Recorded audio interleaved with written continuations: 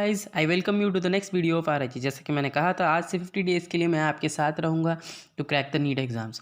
आज second video है, इसमें हम फिज़िक्स के फर्स्ट चैप्टर फिजिकल वर्ल्ड और यूनिट्स एंड मेजरमेंट के ऊपर डिस्कशन करेंगे। तो जैसा कि आप जानते हो, अगर आप जो बहुत सारे क्वेश्चन सॉल्व करोगे ना, तो आपको पता चलेगा फिजिकल वर्ल्ड जो है उसमें इतना इंपॉर्टेंस कुछ नहीं है। मतलब आपको सिर्फ हिस्ट्री के बारे में, फिजिक्स की हिस्ट्री क्या है, फिजिक्स क्या है, यही सब जानना है। वो हमारे कॉम्पिटिटिव एस्पेक्ट से इतना इंपॉर्टेंट नहीं है। But the most important thing is units and measurement. Physical world के साथ लोग यूनिट्स एंड मेजरमेंट को जोड़ के इस चैप्टर को भी छोड़ देते हैं। हालांकि ये चैप्टर में खाली एरर्स और ये सब चीज़ें हैं, लेकिन इससे भी बहुत सारे क्वेश्चंस आते हैं, जैसे वर्नियर कैलिपर्स हो गया और स्क्रू गॉज हो गया। ये दो चीज़ें बहुत इंपॉर्टेंट हैं। तो हम आज उन सब चीज़ों को डिस्कस करेंगे, प्लस और कुछ चीज़ें हैं वो सब देखेंगे। तो यूनिट्स एंड डायमेंशंस की पहली चीज़ जो मैं डिस्कस करना चाहूँगा वो छोटी सी चीज़ है। जैसे कुछ होते हैं फंडामेंटल यूनिट्स और कुछ होते हैं डिराइव्ड यूनिट्स। ठीक है, ये सब तो आप जानते होंगे। बेसिक क्वांटिटीज़ क्या हैं, जैसे length, mass, time, electric current, thermodynamic temperature, amount of substance, luminous intensity. ठीक है, इनकी एक यूनिट होती है, जैसे लेंथ की मीटर, मास की केजी। ये सब एग्ज़ाम ओरिएंटेड इतना नहीं है, तो हम इसको ज़्यादा ध्यान नहीं देंगे। पर जो मोस्ट इम्पॉर्टेंट है वो उसकी ओर बढ़ते हैं। ठीक है, अगर आपको ये सब के बारे में भी जानना है तो आप नीचे कमेंट में लिख सकते हो कि आपको क्या जानना है इन सब के बारे में। मैं उसके ऊपर वीडियो बना दूंगा। बट अभी 50 डेज़ है, अपने पास कम टाइम है, तो कम टाइम में ज़्यादा स्कोर कैसे करेंगे, इसलिए उन सब चीज़ों पे ध्यान देते हैं। ठीक है, तो हम डायरेक्टली आते हैं डिस्टेंस मेज़र करने के लिए। ठीक है, ये भी देख सकते हो आप, जैसे लॉन्ग डिस्टेंस कैसे मेज़र करते हैं। ठीक है, तो अगर मान लेते हैं लॉन्ग डिस्टेंस मेज़र करने के लिए दो चीज़ें आती है इसमें लार्ज डिस्टेंस मेज़रमेंट के लिए। ठीक है, एक होता है आप अपने प्लैनेट से दूसरे प्लैनेट तक की डिस्टेंस कैसे मेज़र करोगे, और दूसरी चीज़ है आप उस प्लैनेट के डायमीटर कैसे मेज़र करोगे। ये दो चीज़ें हैं, कैसे करते हैं मैं बता रहा हूँ। ठीक है, तो दो चीज़ें हैं वो, जैसे मैंने कहा, ये प्लैनेट एक्स है, ये चीज़ हमारा प्लैनेट एक्स है। ये अपना प्लैनेट मान लो अर्थ है, आपकी धरती माता, ये अर्थ है, ये प्लैनेट एक्स है।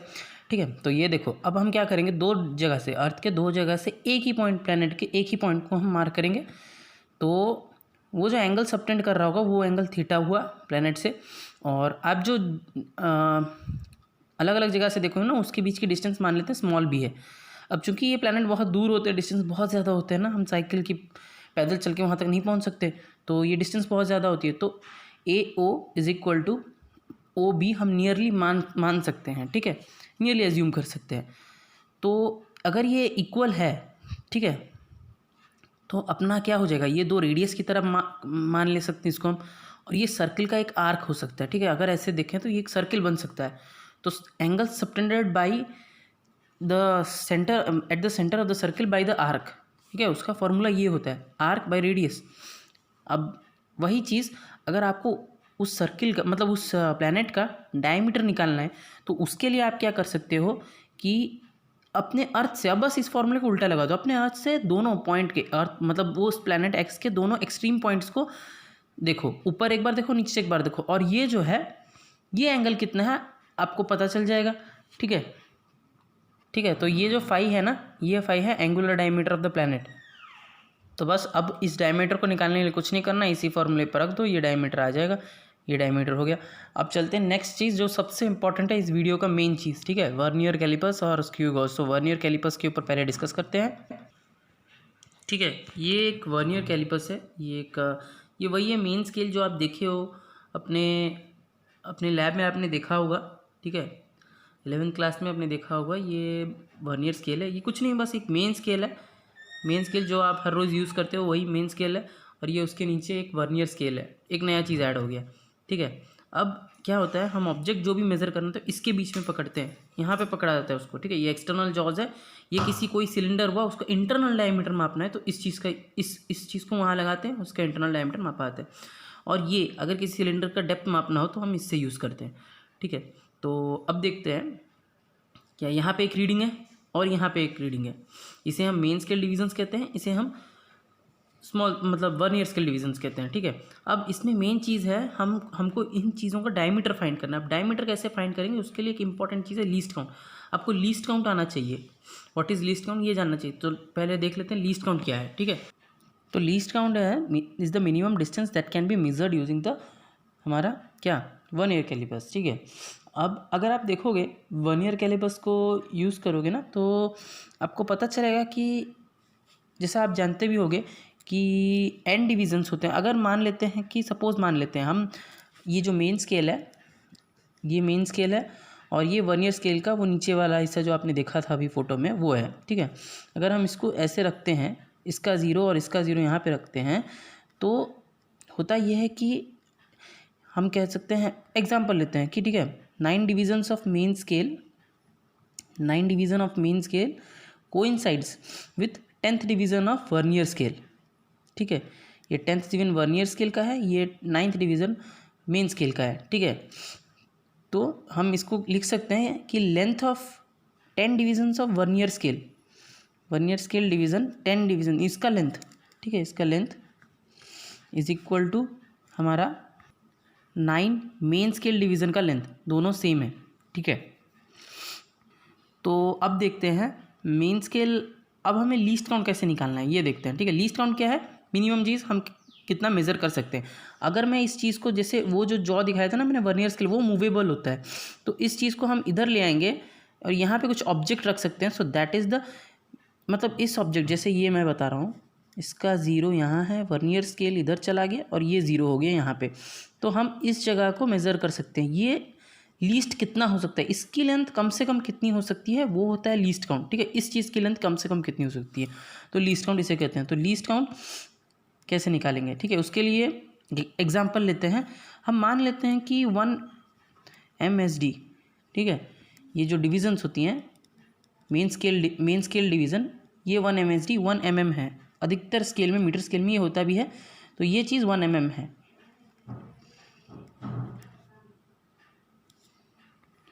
ठीक है। तो 1 MSD होता है 1 mm, तो 10 VSD कैसे, कितने होंगे, 10 वर्नियर स्केल डिवीज़न कितना होगा, वो था अपना, देखो यहाँ पे 9 MSD 9 मेन स्केल डिवीज़न, यानी कि उसकी लेंथ हो जाएगी 9 × 1 mm, मतलब कि 9 mm। तो 1 VSD की लेंथ हो जाएगी 9/10 mm, दैट इज़ 0.9 mm, ठीक है। अब लीस्ट काउंट क्या होता है, लीस्ट काउंट मैंने बताया था यहाँ पे मिनिमम जो मेज़र कर सकते हैं। अगर ये 1 MSD को मान ले हम, ये चीज़ 1 MSD है और ये 1 VSD है, तो least count 1 MSD minus 1 VSD, तो 1 MSD कितना था अपना यहाँ पे 1 mm माइनस 0.9 mm, तो ये हो जाएगा 0.1 mm, ठीक है। ये लीस्ट काउंट हुआ। अब एक जनरल फार्मूला निकालते हैं कैसे हम इसको करेंगे, ठीक है। मान लेते हैं कि n डिविजन्स, ठीक है, n डिविजन्स ऑफ MSD,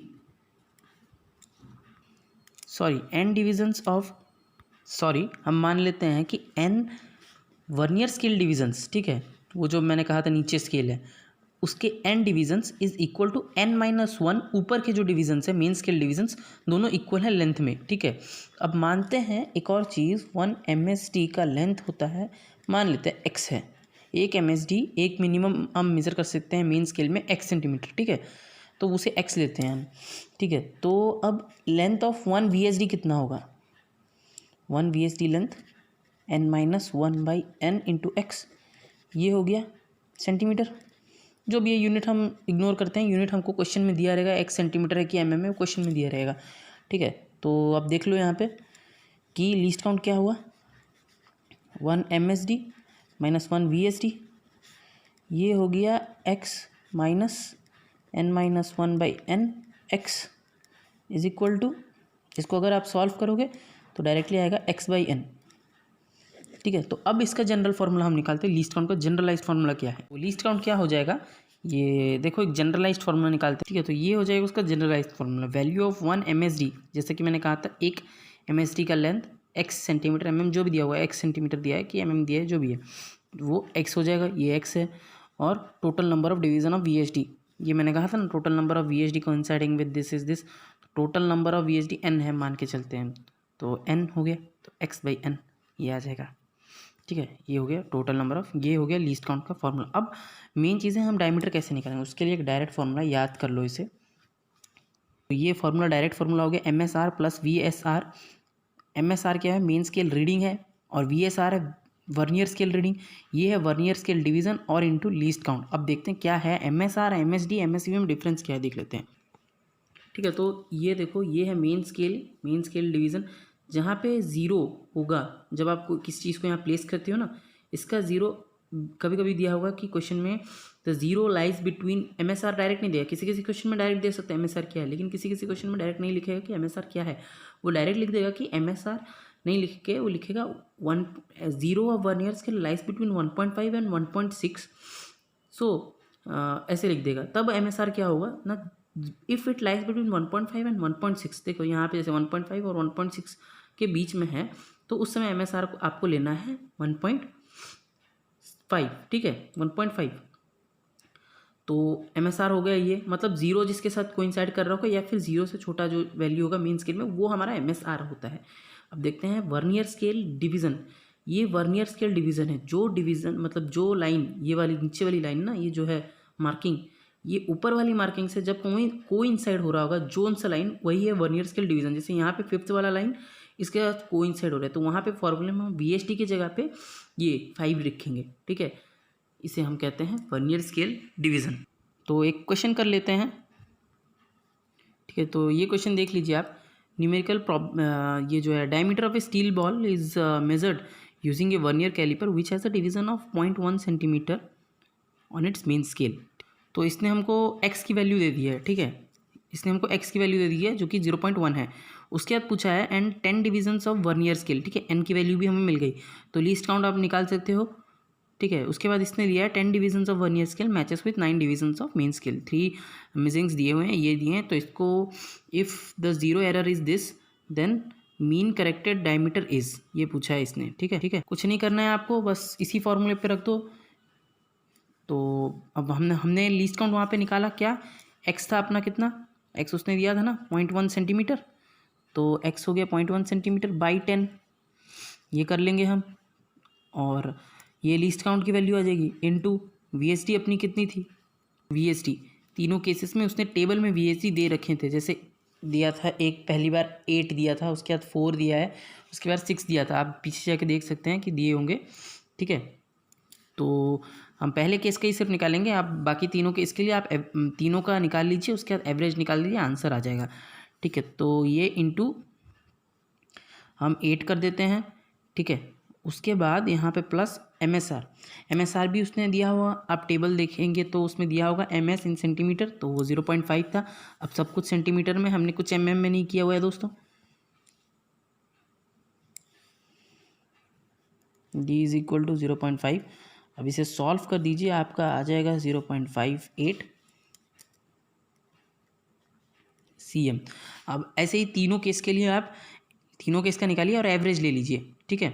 अब क्या करना है, ये देखिए क्वेश्चन दोबारा एक बार, इसमें एक ज़ीरो एरर दिया हुआ है दैट इज़ -0.03 सेंटीमीटर, ठीक है।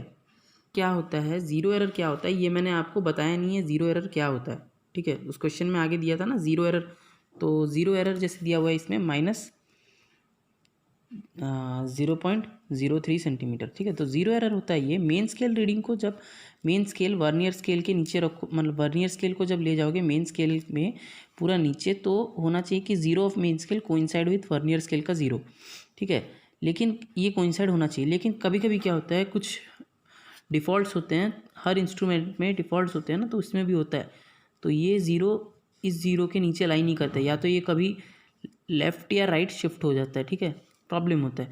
तो अगर पीछे चला गया, चीज़ पीछे चली गई है ना, तो नेगेटिव एरर हुआ, नेगेटिव ज़ीरो एरर। अगर आगे चला गया तो पॉजिटिव ज़ीरो एरर। तो नेगेटिव ज़ीरो एरर क्या है, कम है, उसमें हम ज़्यादा करना है, जैसे यहाँ पे दिया माइनस, तो ये नेगेटिव एरर। अब इसको हम अगर इस रिजल्ट में ऐड कर दे तो वो हमारा करेक्ट वैल्यू आ जाएगा, ठीक है।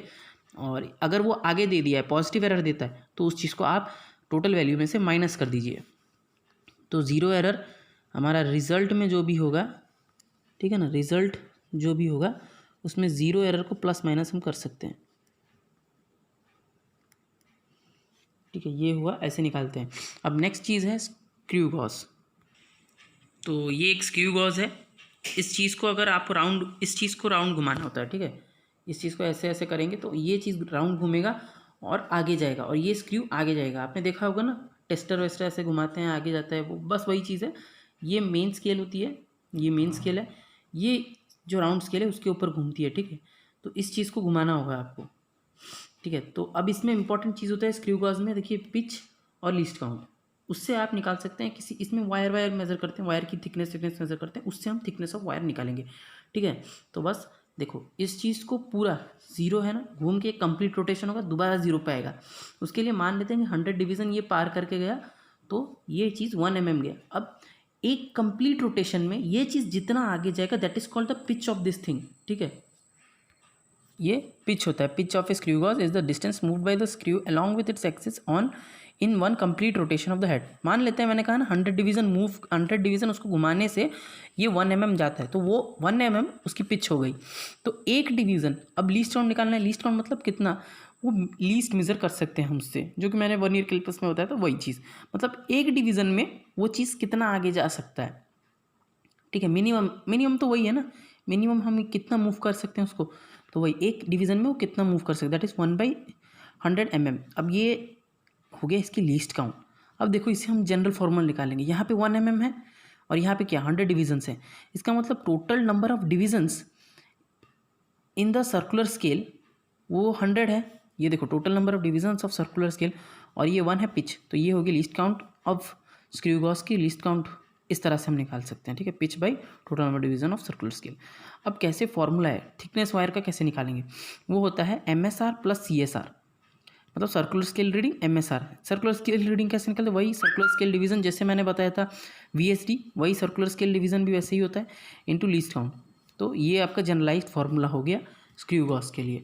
अब इस चैप्टर में कुछ इंपॉर्टेंट नहीं है, एरर्स होते हैं। देखिए अगर आप सम ऑफ एरर्स करते हैं, सम किसी चीज़ का करते हैं उसके साथ एरर दिया हुआ है ना, जैसे किसी चीज़ की वैल्यू ऐसे लिखी होगी Z = 3 + -2, ये इस चीज़ का एरर कहलाता है।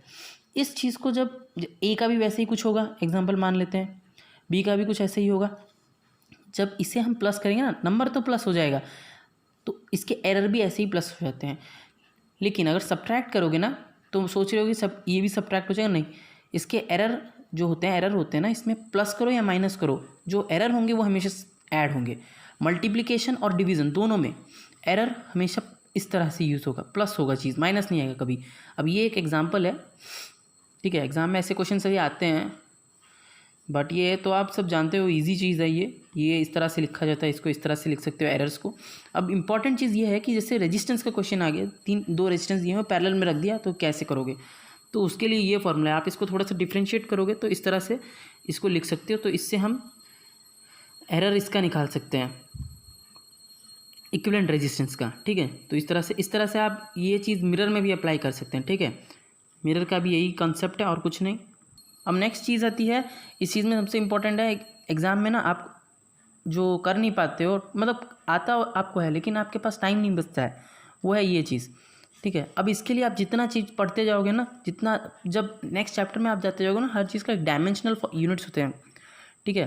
जैसे G है ग्रेविटेशन, ये हमारा एक्सीलरेशन ड्यू टू ग्रेविटी ना, वो क्या एक तरह का एक्सीलरेशन है, तो उसका L⁻², ये उसकी वैल्यू होगी। ये डायमेंशनल फार्मूला है, ये आप पढ़ोगे, आपने पढ़ा होगा, ये सब आप जानते ही होगे। H का होता है क्या, H है लेंथ, तो उसका आ जाएगा, इसे हम लेंथ कर देते हैं, ठीक है, तो लेंथ उसकी पावर ले लें। ये चीज़ इंपॉर्टेंट होता है, इसके बहुत सारे क्वेश्चन हैं, मैं दूंगा, वो आपको सॉल्व करना हो जाएगा आराम से, और कुछ नहीं। तो जैसा कि आज फर्स्ट डे था, तो हम छोटी सी चीज़ से शुरुआत करेंगे, क्योंकि मैं मानता हूँ कि we should think big but always start small. आप बड़ी बड़ी चीज़ें सोच लोगे ना और फिर वही करने के लिए बैठ जाओगे तो होगा नहीं, तो आप डीमोटिवेट हो जाओगे। तो हमेशा मोटिवेटेड रहने के लिए ना हमेशा स्टार्ट स्मॉल करो, जैसे कि स्मॉल स्टार्ट हुआ, और 49 डेज़ है हमारे पास, हम आराम से कर लेंगे, सब हो जाएगा। So believe on me, believe on your self and stay with RIG, will achieve life, your life will be easy, okay.